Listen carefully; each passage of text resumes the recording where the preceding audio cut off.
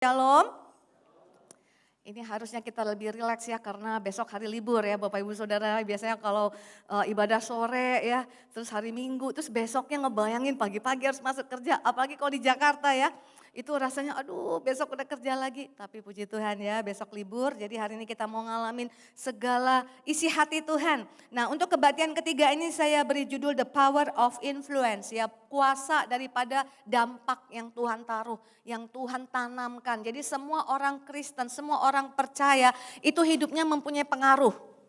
Mempunyai pengaruh, amin. Tapi seringkali kita berpikir siapa saya untuk bisa punya pengaruh. Di pekerjaan saya biasa-biasa saja, ya. Di pelayanan juga saya biasa-biasa saja. Kita sering salah berpikir, kita pikir orang yang mempunyai influence atau dampak atau pengaruh itu seperti yang dikatakan oleh sosial media, Bapak Ibu Saudara. Kalau sosial media itu kan mengajarkan kita influencer itu orang yang keren, orang yang hebat.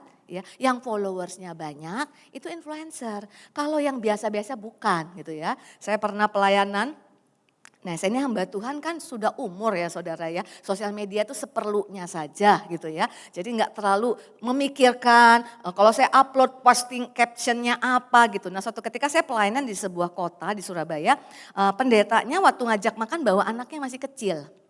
Anak kecil kan jago banget kan gadget saudara. Terus dia tanya sama saya, tante Instagramnya apa? Saya sebut nama saya, dia langsung searching, kita lagi makan dia searching. Terus dia gak percaya, bener gak ini tante? Iya bener, kenapa dia gak percaya saya saudara itu Instagram saya? Dia ngomong gini, kok gak centang biru gitu loh saudara.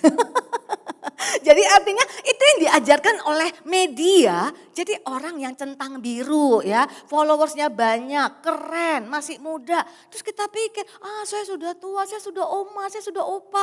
Atau saya biasa aja di pekerjaan. Nah ini kita lihat firman Tuhan. Firman Tuhan dalam Roma 14 ayat 7. Prinsip untuk menjadi dampak influencer yang kita sering dengar di media itu enggak seperti yang media ajarkan, sosial media ajarkan buat kita. Roma 14 ayat 7 berkata sebab tidak ada seorang pun di antara kita yang hidup untuk dirinya sendiri. Seorang influencer itu kan mempengaruhi orang lain kan. Jadi Tuhan bilang tidak ada seorang pun yang hidup untuk dirinya sendiri dan tidak ada seorang pun yang mati untuk dirinya sendiri. Orang itu hidupnya memberi pengaruh kepada orang lain. Kata Tuhan gak ada seorang pun. Jadi gak pandang siapa kita. Hidup kita akan bicara kepada orang lain. Makanya kita penting bicara tentang iman, tentang firman. Supaya hidup kita ini kitab terbuka. Boleh minta keyboardnya tetap di atas, kitab terbuka yang bisa dibaca oleh semua orang. Hidup kita ini kita nggak ngomong itu memberi dampak pengaruh kepada orang lain. Nggak kan semua orang, tidak semua orang cakap untuk berbicara. Tidak semua orang pandai merangkai kata. Tidak semua orang mungkin punya hidup yang mungkin kita merasa pantas untuk kita ceritakan. Tapi ketika kita punya kesaksian, buku kesaksian itu memberi dampak. Makanya pastikan itu kesaksian yang baik, jangan kesaksian yang buruk, yang bahkan membuat ribut orang jadi lebih buruk. Nah saudara, saya lihat pengaruh influencer ini memang luar biasa ya.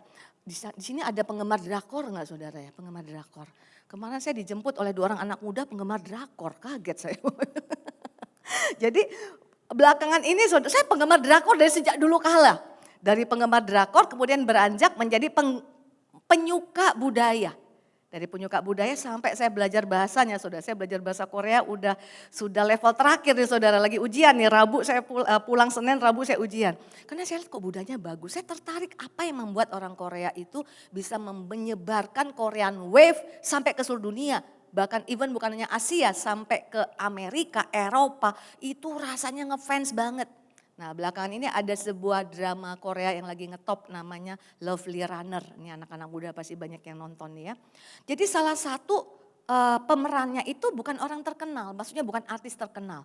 Tapi karena dramanya terkenal, barusan kan datang ke Bali saudara. Nyampe di Bali itu udah subuh, itu pada nunggu di situ orang-orang. Ya pengen ketemu gitu ya. Padahal kalau orang tadinya terkenal banget kan wajar. Ini biasa. Nah kemudian, ini dampak seorang influencer. Dia pakai apa? Dinotis langsung. Pakai topi yang dia pakai brand dari lokalnya Korea. Dalam sekejap saudara sold out. Padahal tadinya orang gak notice tuh. Orang Indonesia pun mau cari, mau beli gitu kan. Karena apa? hidupnya memberi dampak kepada orang lain secara popularitas. Dia pakai sepatu apa? Langsung dicari.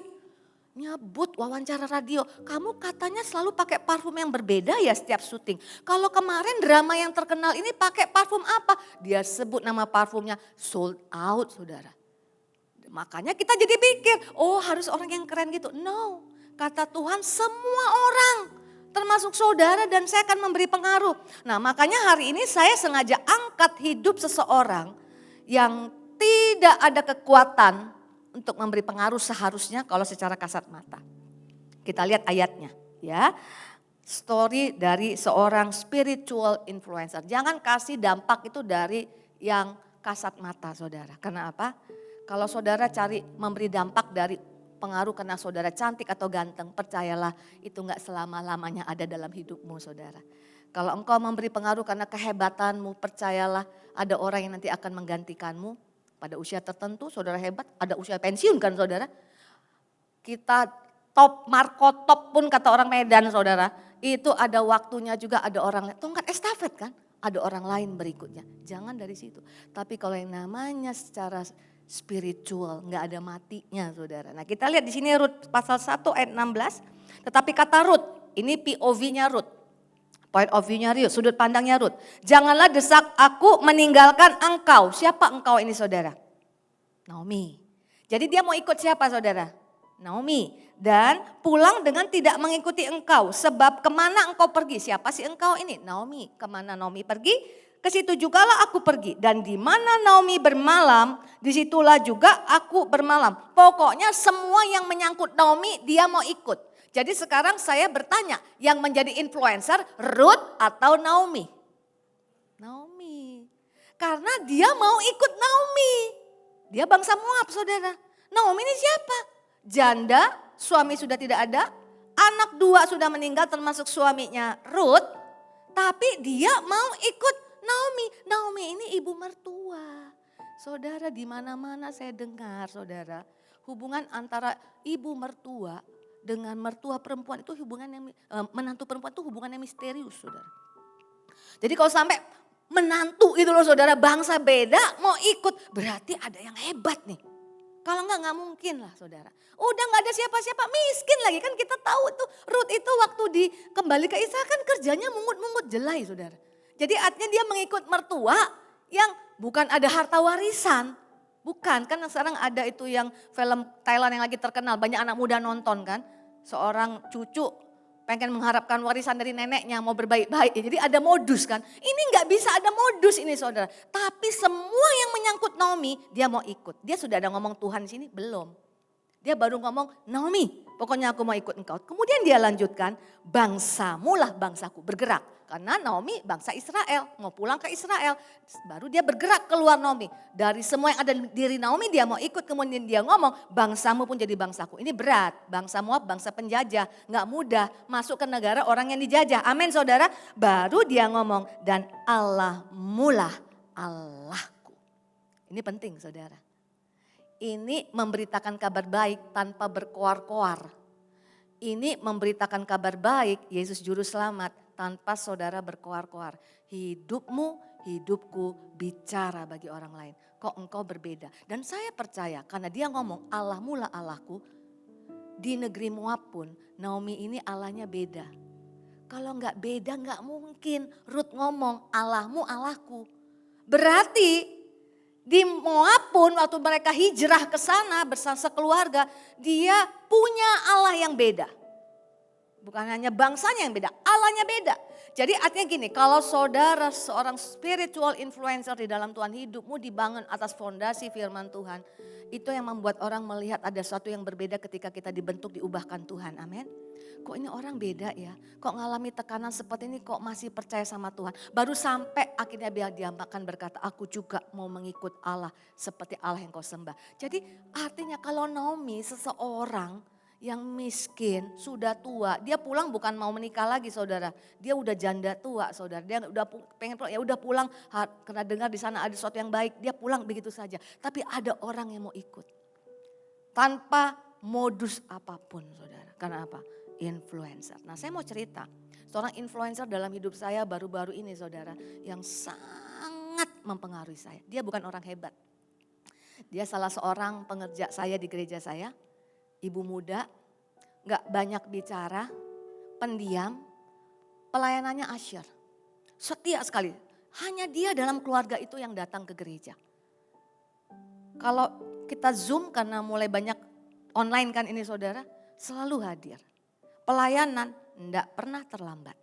Suatu ketika dia saksi bahwa dia harus dioperasi ususnya karena ada benjolan-benjolan di ususnya. Dan kemudian dia dengar kemungkinan bisa semua loh dipotong ususnya. Tapi orang yang ibu yang sederhana, yang gak pintar bicara ini, yang gak pintar bahkan merangkai kata-kata. Dia ngomong begini, doakan saya, tapi saya mau bilang, saya bilang sama Tuhan, Tuhan, kalaupun ususku ini diambil enggak apa-apa Tuhan. Lebih baik ususku itu dipotong, tapi aku masih dapat kesempatan melayani Tuhan daripada seluruh tubuhku utuh, tapi aku jauh dari Tuhan. Dia kan ambil ayat itu kan, orang yang fasik itu gak mau mengikut Tuhan ya. Kalau matamu atau menghalangi engkau kan gitu kan, dia ngambil dari situ kan. Tapi dia punya pemahaman yang menurut saya ini gak biasa. Gak apa-apa, ususku diambil. Asal kau masih percayakan aku melayani Tuhan. Singkat cerita saudara, bukan hanya ususnya yang harus dipotong, ternyata itu cancer. Jadi ibu ini harus di kemoterapi. Kalau di kemoterapi itu dia drop, dia demam gitu ya. Jadi dia gak datang ke gereja. Yang jadwal usher, greeters gak berani lagi jadwalin dia saudara, gak tega. Terus tiba-tiba dia kontak penjadwal, aku sehat nih sekarang, jadwalin aku. Lah orang udah ngeliat dia habis di kemo lemah gitu, usher itu kan berdiri saudara, dia minta dijadwal. Kalau lagi salaman itu tangannya agak anget. Saya bilang ibu duduk juga enggak apa-apa, orang ngerti keadaan ibu. Karena gereja kami itu begitu lift kebuka tuh langsung gereja gitu ya. Dia kan harus nunggu di depan lift gitu. Enggak apa-apa ibu, belum ada tanda angkanya naik nih liftnya. Ibu duduk aja, enggak mau, beri yang terbaik. Suatu ketika dia datang saudara, dalam tugasnya sebagai usher, dia pakai rambut wig. Wih saya kaget, udah rontok rambutnya. Bu rambutnya udah rontok bu. Dia ngomong gini, enggak bu. Rambut saya belum rontok puji Tuhan. Loh kok pakai wig? Udah persiapan kalau rontok. Supaya saya tetap bisa pelayanan gak terganggu. Ih saudara saya belum pernah nemu orang begini. Biasanya kalau orang sudah pelayanan sakit ya saudara. Cancer apalagi marah sama Tuhan. Kok aku sudah melayani Tuhan kok ngalamin hidup seperti ini. Dia enggak saudara. Sampai akhirnya penyakit itu pengobatan tuh menggerogoti dia. Terakhir kami datang itu sudah tinggal tulang di balut kulit. Badannya udah kecil sekali kayak anak kecil saudara. Kecil sekali saudara. Itu dia udah minta pulang di rumah. Setiap hari di rumah tuh hanya dengar khotbah. Puji-pujian tuh di depan tempat tidurnya saudara. Terus saya datang sebagai gembala sama suami. Suami saya gembala, saya ibu gembala. Saya mau tanya karena keluarganya udah bilang udahlah kita relakan dia kembali sama Tuhan. Kan gitu saudara ya, minta didoakan. Suami saya nggak pernah berhasil mendoakan membangkitkan orang mati. Kalau ini saudara kalau udah sakit keras terus orangnya sembuh enggak. Tapi kalau didoakan untuk cepat pulang itu sering saudara ya. Pulang bener saudara ya. Saya bilang kamu kok kayak malaikat pencabut nyawa. Kita datang saudara. Tapi tiba-tiba saya tergerak nanya. Bu udah gak bisa ngomong. Udah gak bisa makan obat udah gak masuk. Terus saya bilang ibu sudah gak bisa jawab. Tapi ibu bisa angkat tangan ibu. Ibu mau pulang ke rumah bapak atau masih mau melayani Tuhan sini. Karena konsep saya melayani Tuhan kan di sini, di bumi ini. Kalau ibu masih mau melayani Tuhan, angkat tangan ibu. Saudara dia angkat tangan dia saudara dengan bergetar gitu saudara. Wow, saya belum pernah dengar begini saudara. Ini bagi saya seperti orang dalam kitab Mazmur itu yang ada pujian ya di Mazmur. Dia layak sekali nyanyi lagu ini tuh saudara. Sekalipun dagingku dan hatiku habis lenyap, gunung batuku dan bagianku,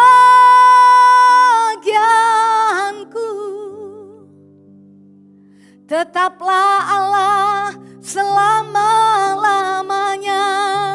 Sekalipun semua diambil Tuhan gak apa-apa. Asalkan Tuhan tetap Tuhanku. Ini menginspirasi, meninggal akhirnya. Tapi waktu saya ibadah wanita saya saksikan supaya ibu-ibu jangan jadi orang yang lemah. Percaya Tuhan, jangan orang yang menggeru Tuhan. Saudara, impact-nya, influence-nya lebih dari imajinasi saya. Ada yang datang sama saya, Bu mau tanya dong. Kalau dia, ibu ini yang tadi ibu ceritakan kalau pelayanan sebagai asher pernah terlambat gak? Lo nanyanya gitu loh saudara.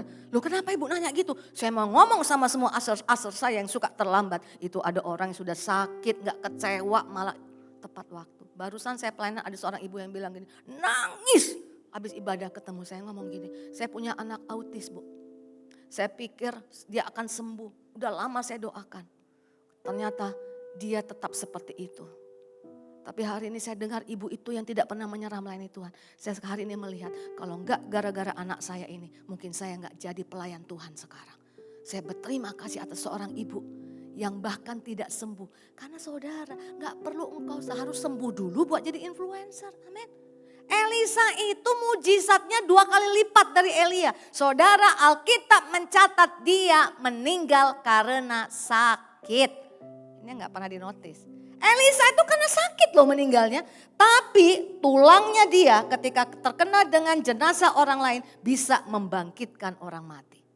Jangan tunggu sembuh dulu untuk bersaksi. Lagi sakit pun engkau bisa jadi influencer. Masih pekerjaanmu karyawan biasa gak dianggap orang. Engkau bisa jadi influencer saudara. Kalau hidupmu dibangun atas firman Tuhan. Karena firman Tuhan itulah yang memberi dampak bagi banyak orang lain. Siapapun kita, setuju katakan amin. Saudara kita lihat hidupnya Naomi seperti apa seorang influencer. Dia percaya, trust God's plan. Percaya rencana Tuhan. Saudara kita lihat di sini, ketika suami dan anaknya meninggal, apa yang dia lakukan? Rut 1 ayat 6. Kemudian berkemaslah ia dengan kedua menantunya dan ia pulang dari daerah Moab. Sebab di daerah Moab ia mendengar bahwa Tuhan telah memperhatikan umatnya dan memberikan makanan kepada mereka. Saudara, seorang yang akan Tuhan pakai menjadi influencer, dia percaya penuh rencana Tuhan. Padahal rencana yang sebelumnya yang dia lihat, yang terjadi, yang bukan lagi rencana, dia alami seperti rancangan kecelakaan. Amin. Tapi ketika dia mendengar, dulu mereka meninggalkan Israel itu karena hidup mereka itu sangat susah. Anaknya 2 itu dinamakan, yang pertama itu artinya sakit. Anaknya yang kedua arti namanya kehancuran. Berarti itulah yang sedang terjadi di Israel pada waktu itu. Mereka hanya ingin kehidupan yang jauh lebih baik. Mungkin waktu itu sedang ada di Moab. Tapi ternyata tidak terjadi. Tapi ketika dia mendengar Tuhan memperhatikan umatnya, dia masih percaya sama Tuhan. Artinya apa saudara? Dia bergerak ke depan, dia maju, tidak berandai-andai. Seandainya dulu aku tidak pergi ke Moab, kalau kita berandai-andai, lihat ke belakang berandai-andai, enggak akan bisa terjadi sesuatu. Kenapa saudara? Rencana itu ada di depan. Orang yang percaya rencana Tuhan pasti maju bergerak ke depan. Setuju katakan amin. Saudara kita lihat Yeremia 29 ayat 11. Ini ayat kan sangat familiar. Sebab aku ini mengetahui rancangan-rancangan apa yang ada padaku mengenai kamu. Ini Tuhan ngomong sama kita semua. Yang namanya rancangan itu saudara bukan sekarang sudah terjadi. Masih di depan. Amin. Rancangan kata Tuhan. Kita semua pernah punya usaha, pekerjaan, keluarga. Rancangan buat bertraveling saudara, berlibur. Itu belum terjadi di depan. Jadi Tuhan itu untuk hari di depan dia sudah punya rancangan buat kita.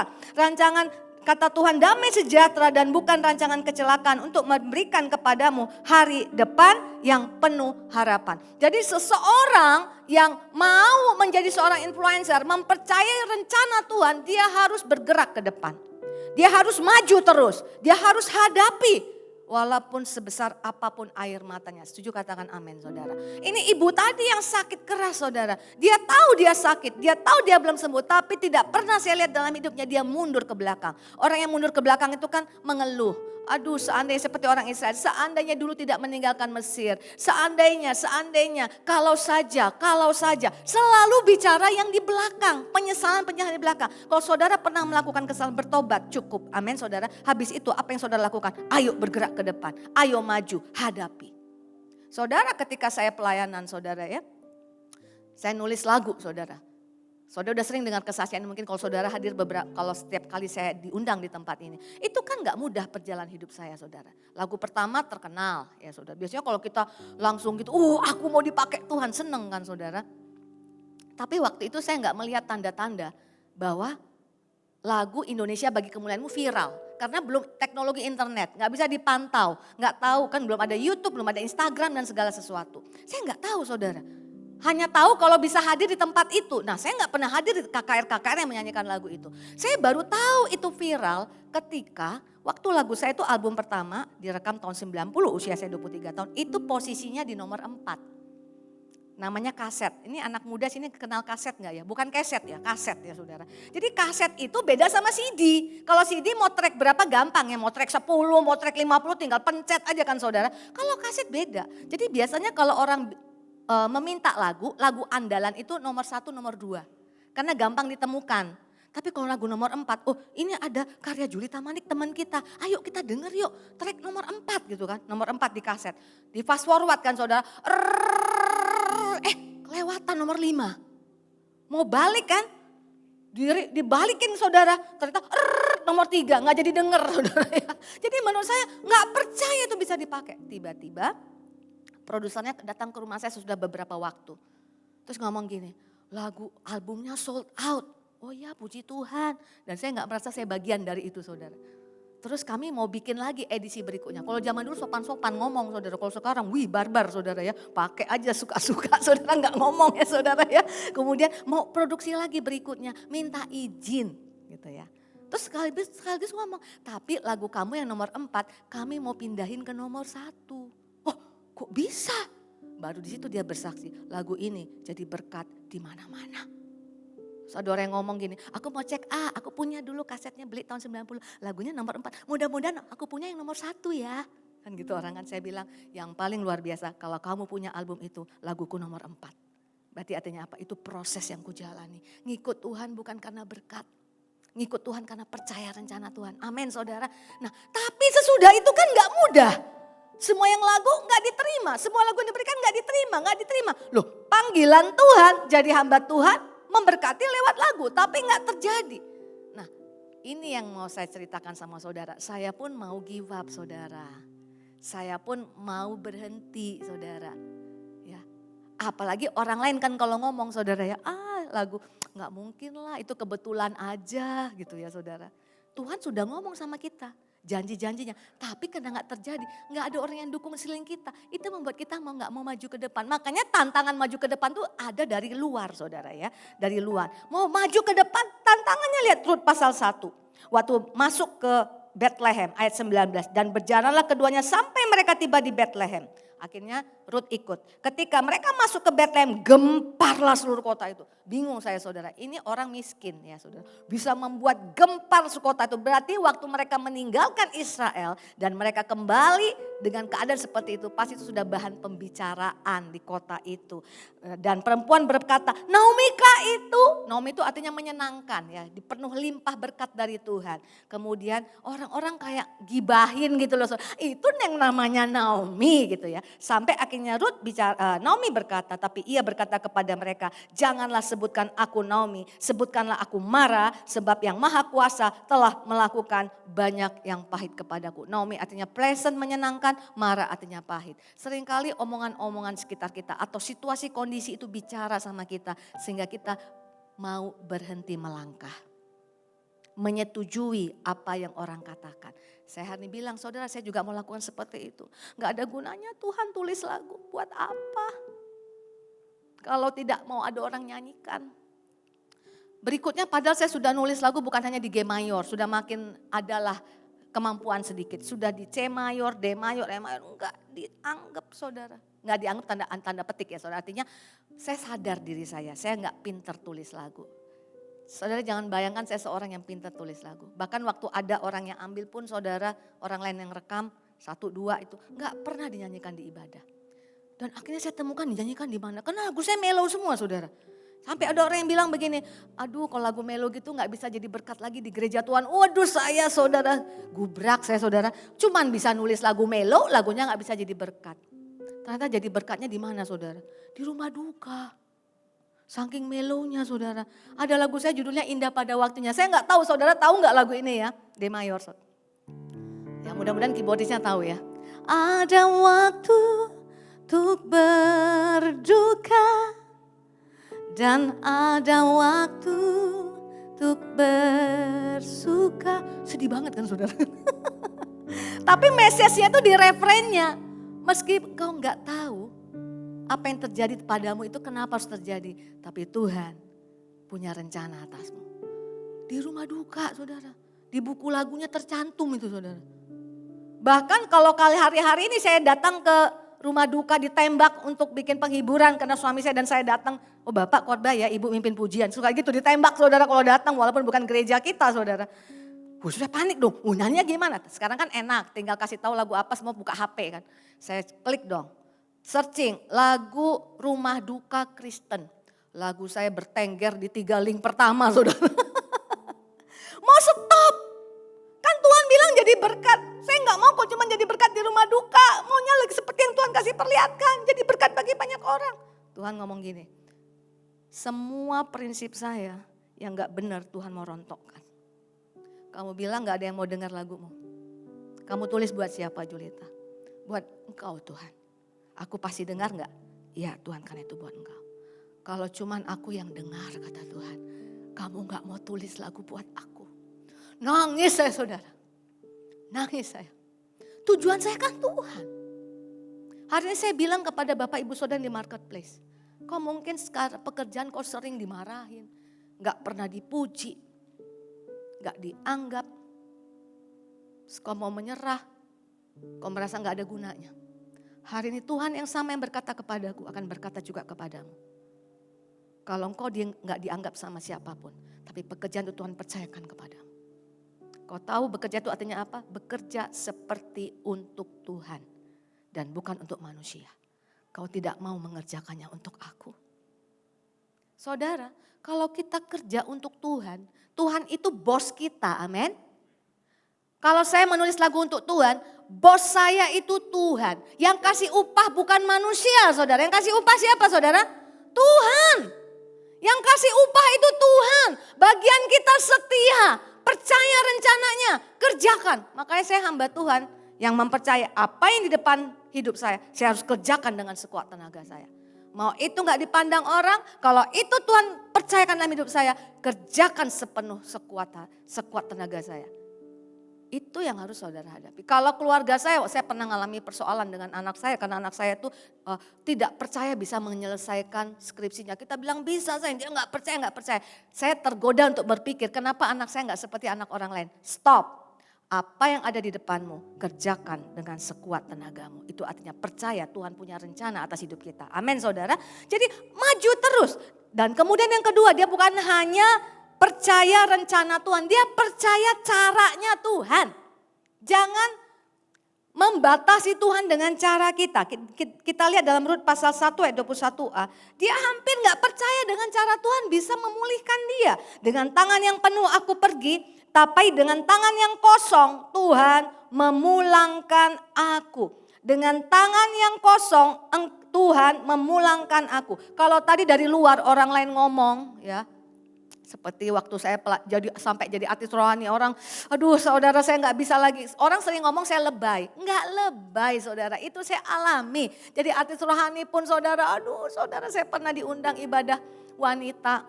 Ulang tahun wanita. Perlu artis wanita biasanya kan, artis rohani, waktu itu saya artis rohani. Ibu-ibunya keren-keren semua. Nah gerejanya besar tapi mirip seperti gereja saya. Buka lift langsung ketemu gereja. Gedung gerejanya, aulanya gini saudara. Nah saya datang pelayanan tapi ada diundang aktor, sinetron, rohani, Kristen saudara.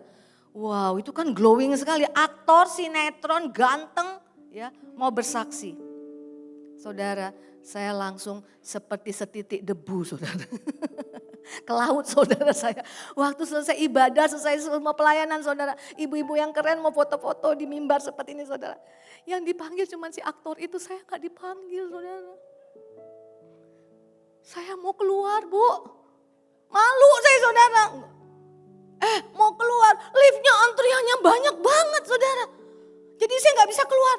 Saya tahu itu Tuhan buat situasi itu, buat seperti saya bisa bersaksi kepada saudara hari di depan saudara. Gak perlu orang keren, gak perlu orang hebat, gak perlu orang harus muda untuk menjadi influencer. Saya gak bisa keluar pak, duduk saya kan di belakang. Mereka foto-foto saudara, saya diam aja, Tuhan tolong aku malu sekali. Karena tadi saya ada di depan mimbar saudara, pelayanan. Tiba-tiba si aktornya sadar, manggil saya dari depan. Yang ingat aktornya saudara.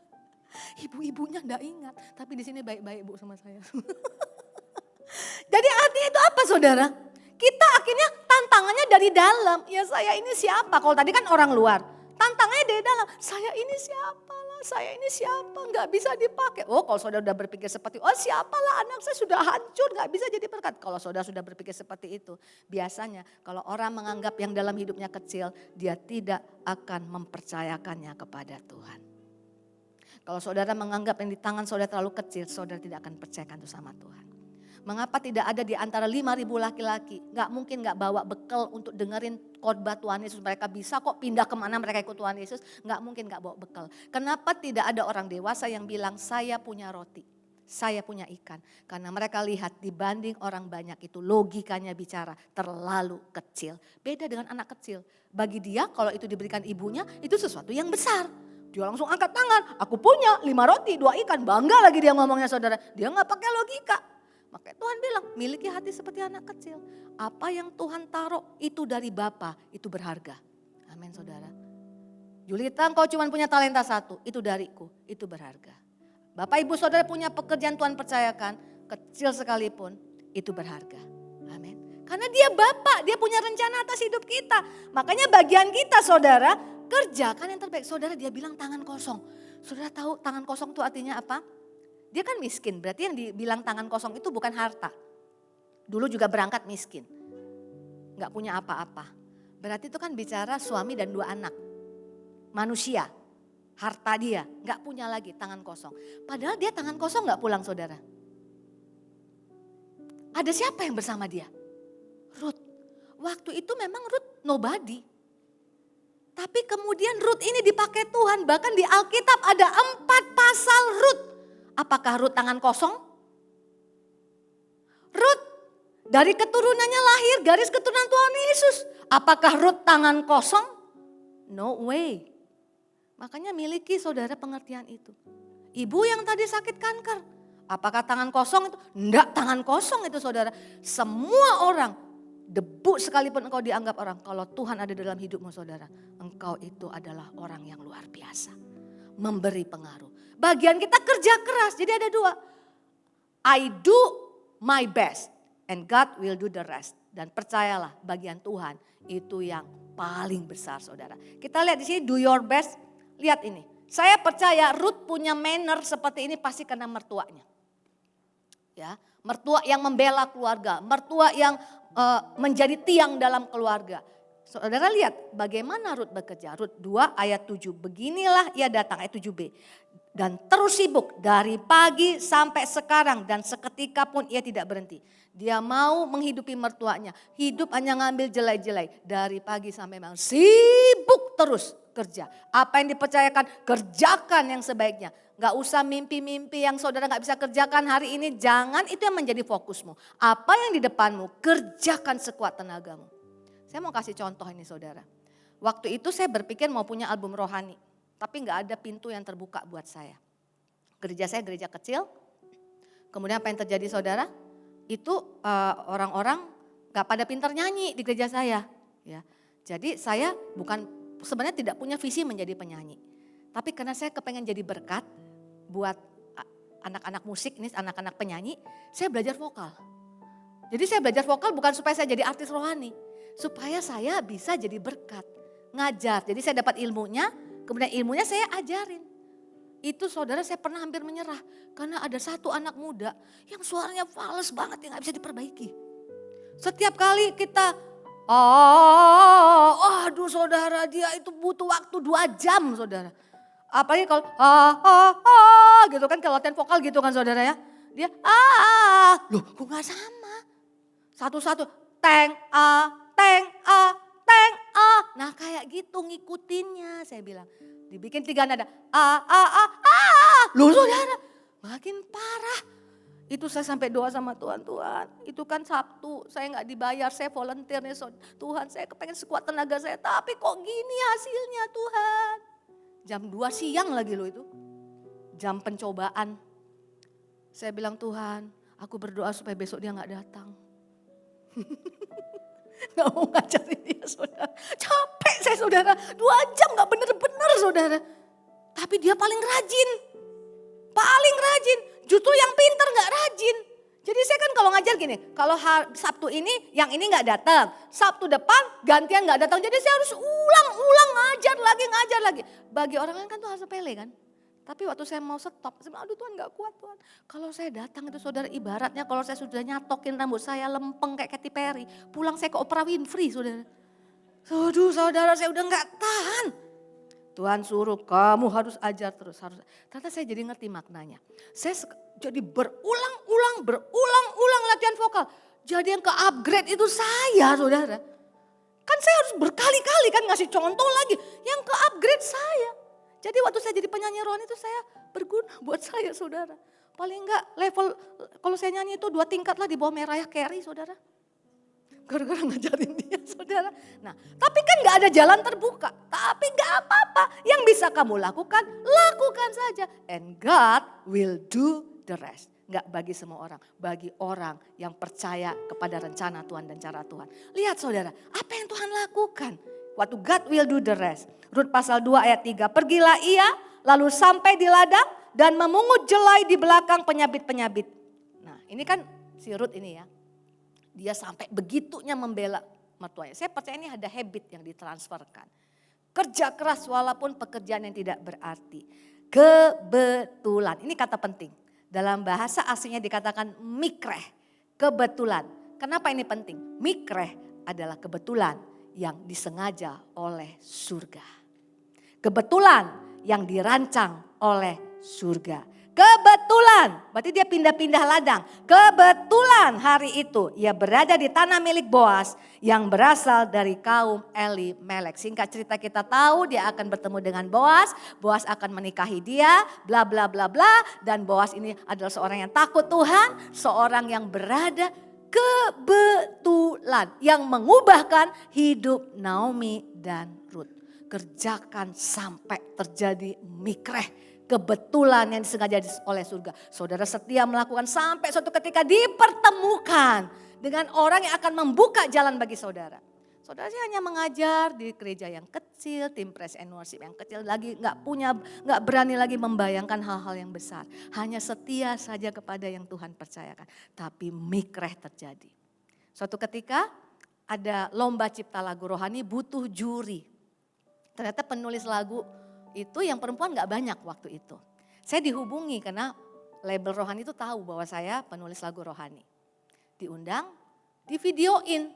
Waktu divideoin muncullah wajah saya di situ. Nah label yang mensupport, yang mensponsori acara ini ngomong, ini siapa? Ini siapa gitu kan. Kok gak pernah tahu ini wanita ini. Bu katanya dia itu, dia ini penulis lagu Bapak yang Kekal. Kau beri yang ku pinta. Oh sudah ada kontrak kah? Dengan mana-mana gitu. Padahal saya nulis lagu itu saudara pada saat itu udah banyak artis rohani yang nyanyikan. Nggak ada pintu terbuka buat saya untuk bikin album untuk bisa menyuarakan lagu-lagu yang Tuhan berikan. Kan aneh kan saudara. Sekarang nggak pernah terdengar seperti itu. Biasanya langsung cus kayak star gitu saudara ya. Tapi sengaja Tuhan buat seperti itu supaya apa? Kemuliaannya dinyatakan. Engkau bukan siapa-siapa. Engkau kecil, engkau mungkin setitik debu. Tapi kalau engkau punya Tuhan, engkau bisa memberi pengaruh. Langsung saya sign kontrak 3 album saudara. Tapi yang itulah yang masa umur 40 saya punya album rohani sampai umur 43 saya kesana kemari gak lihat saudara. Gak lihat. Ini bukan jalan keluar yang baik. Tapi Tuhan bilang percaya caraku. Saudara saya masih terus ngalami penolakan. Bahkan waktu sesudah itu tidak ada lagi selesai kontrak, gak ada lagi label lain yang mau mengontrak. Sampai ada suatu ketika ada sebuah label yang nasional, ya pemiliknya bertobat dan buat rohani. Saya sudah sign kontrak 1 tahun, orang semua udah dibikinin album, saya gak dibikinin. Saya mau tunggu mikreh Tuhan, kemana aja saya lakukan, kecil pun gak apa-apa, pokoknya mau melayani Tuhan.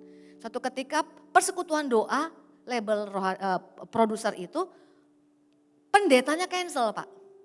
Yang mau sharing di persekutuan doa, saya diundang menggantikan. Malamnya saya Natal, jadi saya nggak pulang lagi ke rumah. Jakarta kan jauh-jauh saudara. Jadi saya datang tuh udah pakai bulu mata. Kan kalau jadi artis rohani itu harus saya pikir daripada saya nggak direken, saya agak membuat penampilan saya lebih oke lah. Sudah pakai bulu mata anti badai. Udah make upan, udah gini saudara. Ada seorang ibu selama saya sharing firman nangis terus. Nah masalahnya bulu mata saya ini tidak anti tsunami saudara.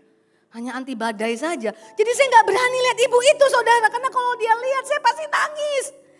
Saya gak mau nangis, saya lihat ke samping saudara. Sesudah selesai saya tanya, dipanggil saya. Ternyata ibu itu ownernya. Mikreh terjadi saudara, gak perlu saya cari-cari. Langsung panggil saya, Dede. Dede, Cece mau tanya, sudah sampai mana? Saya kan gak tahu dia owner saudara. Sudah sampai mana albumnya? Saya pikir karena dia persekutuan doa situ.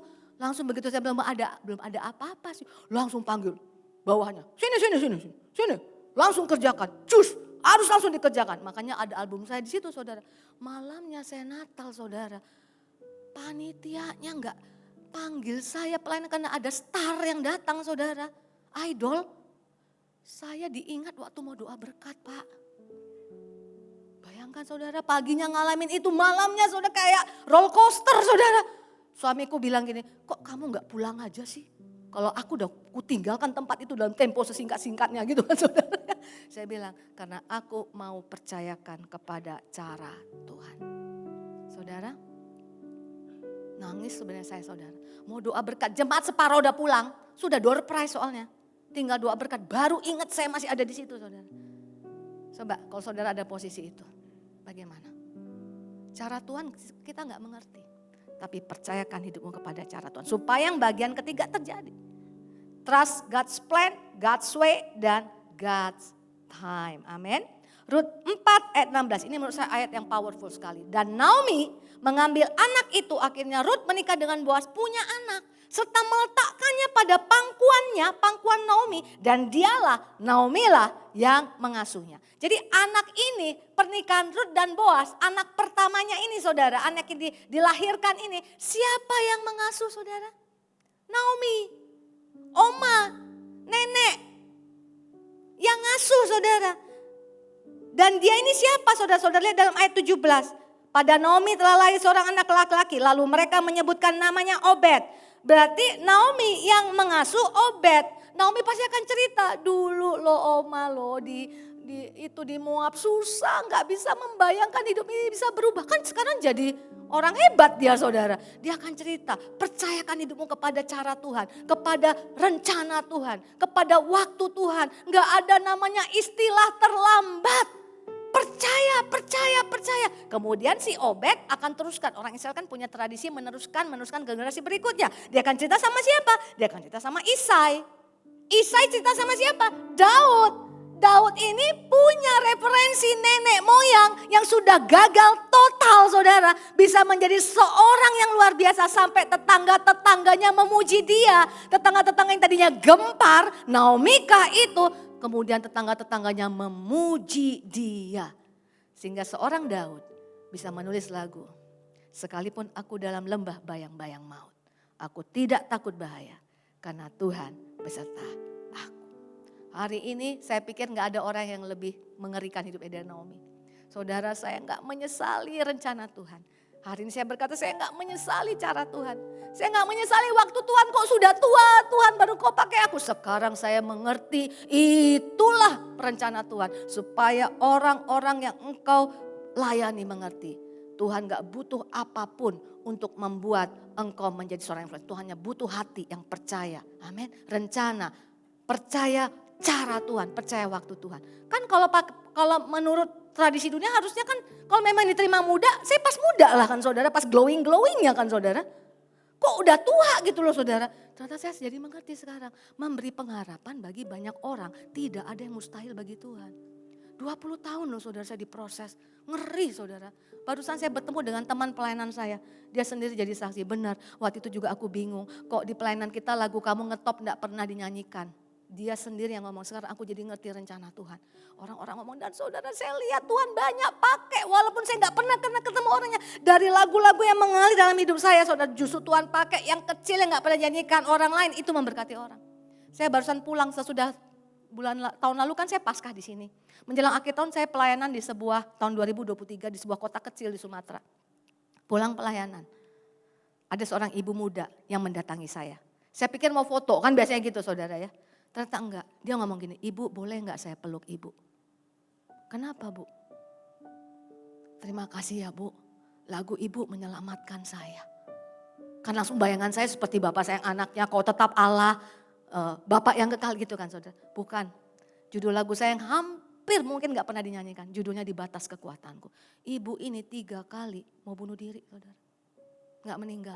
Kenapa dia mau bunuh diri? Suaminya menceraikan dia. Dia ibu rumah tangga, usianya masih muda, punya anak 1. Kelam hidupnya, bagaimana hidupku? 3 kali mau bunuh diri. Kakak-kakaknya sudah berusaha menasehati dia, udah gelap saudara. Terakhir kali yang keempat, dia minum obat tidur banyak, sampai koma. Dibawa ke rumah sakit, udah pakai alat-alat, koma saudara. Akhirnya keluarga sudah putus harap, mau dilepas alat-alatnya. Pas mau dilepas saudara, sadar. Kakaknya ambil kesempatan untuk menguatkan dia lagi. Dikasih album saya itu yang ada lagunya Di Batas Kekuatanku saudara. Padahal waktu album itu dibuat saudara, saya kesel sekali. Karena produser saya minta ada lagu Bataknya. Ada orang yang gak suka lagu Batak ngomong gini, kenapa mesti ada lagu Bataknya? Tapi karena ada lagu Bataknya di Sumatera Utara sold out. Orang Batak kan suka, orang Sumatera ada lagu Bataknya saudara. Tapi karena itu jadi lagu itu ada di situ. Pas diperdengarkan ada judul Di Batas Kekuatanku, dia dengar. Hanya Engkau membuatku dapat bertahan. Hanya Engkau yang selalu ku andalkan saat aku ada di batas kekuatanku. Kekuatan janjimu memulihkan hidupku. Menjamah hati dia, aku udah di batas kekuatan. Aku udah di batas kekuatan. Itu kan firman Tuhan ya, kau tidak pernah dicobai melebihi kekuatanmu. Menjamah dia saudara, memulihkan dia. Dan dia bilang itu cerita 10 tahun yang lalu bu. Sekarang aku lihat aku dipelihara, saya lihat dia keren saudara. Diberkati, saya nggak tanya-tanya apa pekerjaan, pokoknya dia bisa hidup. Padahal bayangan dia sudah nggak bisa hidup. Sampai dia bilang sama kakaknya, aku diberkati sekali sama lagu ini. Sama ibu yang tulis lagu ini, aku mau nabung. Ayo kak, kalau udah cukup uang kita ke Jakarta. Hanya untuk bilang ketemu ibu ini, cari ibu ini. Mau bilang terima kasih, you save my life. Lagu yang gak berarti, yang gak dianggap saudara, bisa menyelamatkan orang lain. Gak butuh sesuatu yang besar. Saudara, saya banyak dengar hamba-hamba Tuhan, aku diselamatkan, aku diselamatkan, aku diselamatkan, aku dipanggil Tuhan. Saya bilang Tuhan terima kasih. Dan saudara lihat, tahun ini bulan Juli saya usianya genap 58 tahun saudara. 58 tahun. Kalau dulu aku menyerah saudara di usiaku ya, aku bilang kenapa Tuhan? Kenapa rencananya harus di umur tua Tuhan? Orang lain gak ada yang bisa terima dengan statusku ini Tuhan. Aku seperti tercampak ke kiri dan ke kanan Tuhan. Kenapa mesti caramu seperti ini Tuhan? Tapi puji Tuhan selalu ada firman Tuhan day by day yang menguatkan. Tuhan menguatkan panggilannya, Tuhan menyediakan di depan saya apa yang bisa saya kerjakan. Hari ini saya bilang terima kasih Tuhan. Terima kasih. Saudara, ada seorang produser yang ngomong sama saya begini saudara. Sekarang dia ngomongnya, Bu ada yang tua lagi gak kayak ibu? Loh mau ngapain Pak cari yang tua? Mematahkan saudara. Ternyata yang tua pun bisa dipakai Tuhan. Baru mau cari yang tua. Saya bilang Pak bukan tua sembarang tua Pak. Tua yang percaya rencana Tuhan. Tuhan tua yang percaya cara Tuhan. Tua gak dianggap orang tapi percaya waktu Tuhan. Gak ada yang sia-sia dalam hidupmu saudaraku. Kalau Tuhan yang campur tangan di dalamnya, gak ada yang sia-sia. Amin saudara. Maka hari ini saya gak tahu apa pergumulan Bapak Ibu saudara. Aduh ampuni saya jadi nangis lagi nih. Padahal ini cerita sudah cerita lama sekali saudara. Tapi hari ini Tuhan membuktikan saudara. Dulu saya datang sekali aja udah gak diundang lagi loh saudara. Karena udah kecewa lihat penampilan saya saudara. Padahal kalau saya lihat, saya google umur 40 tahun saya masih lebih cantik dari sekarang saudara. Tapi ternyata makin tua makin jadi. Kalau saya nggak tolak-tolak pelayanan saya bisa nggak ada di gereja lokal saya saudara. Bisa diubah seperti itu saudara. buku hidupku ini jadi kitab terbuka yang dibaca semua orang. Makanya yang ngundang saya saudara, bukan hanya gereja, bukan hanya pelayanan persekutuan doa wanita. Yang ngundang saya juga termasuk doa persekutuan doa marketplace saudara. Dulu saya minder, saya mau bagikan apa di marketplace. Saya gak pernah proper walaupun saya insinyur, saya dari ITB saudara. Karena panggilan Tuhan saya bergeser. Saya mau cerita apa Tuhan? Tuhan bilang cukup cerita. Allah yang diandalkan mampu membuat mujizat dalam keadaan apapun. Hari ini Tuhan yang sama juga bicara kepada Bapak Ibu Saudara. Amin. Saya percaya firman ini berbicara lebih daripada apa yang saya beritakan. Tapi hari ini apapun dalam hidupmu, katakan engkau tetap Allah. Ini lagu yang saya tulis masa saya belum lihat apa-apa saudara. Badai sekalipun engkau tetap Allah. Belum berubah sekalipun tetap kusembah engkau Tuhan. Jadilah seperti Naomi yang membuat orang lain mau ikut seperti kita. Amin saudara. Mau ngalamin seperti kita. Mau disembuhkan, dipulihkan. Tidak ada yang mustahil. Lihat Allah yang gak ada mustahil melalui hidup kita. Jadilah orang yang seperti itu.